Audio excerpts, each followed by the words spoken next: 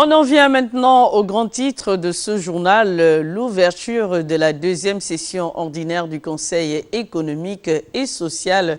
La cérémonie était présidée par le président de cette institution, Paul Biya-Ogemba, en présence du Premier ministre chef du gouvernement, le professeur Daniel Ona-Ondo. Compte rendu, Bernadette Zan-Eyi, Idriss Mungala. Au terme de 6 mois d'intercession, les conseillers économiques et sociaux se sont retrouvés ce mardi 2 septembre 2014 dans le cadre de la deuxième session ordinaire, ce conformément aux dispositions constitutionnelles. L'ouverture de cette session a été marquée par la présence du Premier ministre, le professeur Daniel Ona-Ondo, qui assistait pour la première fois en tant que chef du gouvernement. D'où les félicitations du président du CES au promu et sa reconnaissance aux autres institutions. À l'endroit de M. Daniel Ona-Ondo,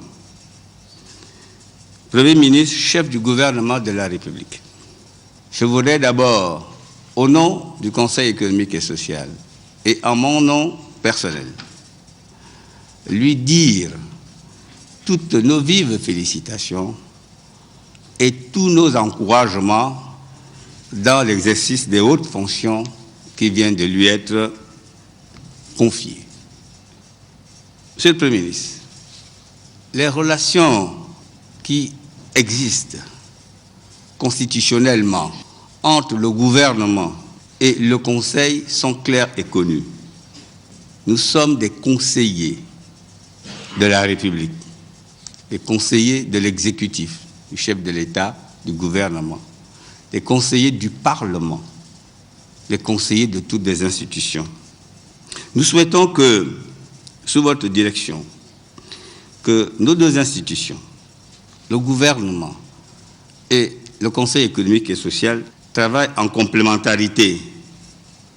En tant que votre conseiller, mot qui vient de conscience, nous serons toujours disposés à vous apporter notre modeste éclairage, quitte à vous de le prendre en compte en fonction des priorités et des autres informations dont vous disposez.